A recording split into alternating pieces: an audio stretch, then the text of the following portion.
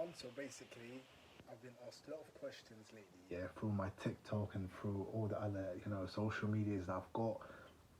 What is my favorite Somali song in it? Like, well, who is my actual favorite Somali singer? Yeah, personally, we've got a lot of amazing singers. For me, yeah, I'll be honest with you, my favorite Somali singer is Mohammed Hassan Hussein.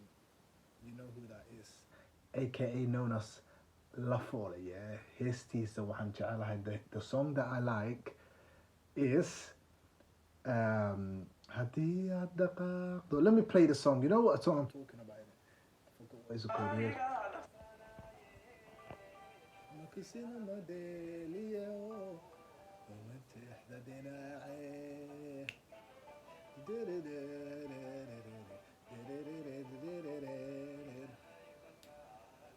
Hey,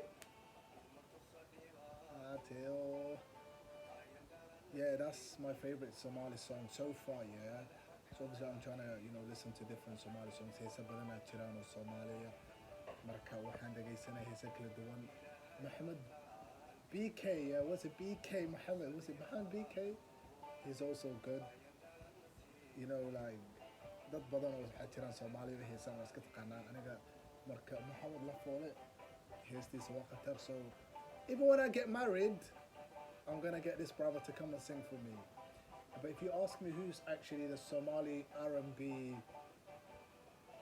singer of like that, like if you ask me like who's actually the best Somali singer in terms of the R&B genre, for me, I would have to put on Farhia Faska. No, even if it's not Farhia Faska, I think it would be oh yeah, you can't forget the girl Nim Ahabi, yeah, Happy Nim Ahabi, like, let's be real. Nim Ahabi beautiful. No one actually found them. Let me turn this off.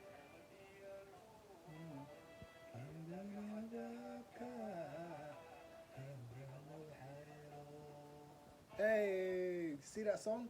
Mohammed Lafa is the best for me, yeah, but I wanted to say one thing, yeah. Jum'a, yeah. What am I talking about? Jum'a, who's Jum'a?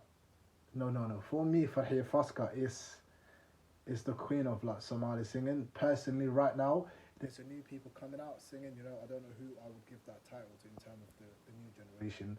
But Farhi Faska is one of the best singers in Somali singers. Dadka heesa Farhi Faska. Waa dadka laga dambeeya ka mid tahay. Yeah. Oh yeah, I forgot like but Somali version of Rihanna. Hadii lagu kombar gareyna. Rihanna, a singer of Rihanna like it has to be Kim Chama. I don't know if you know Kim in it. Is it Kim Chama?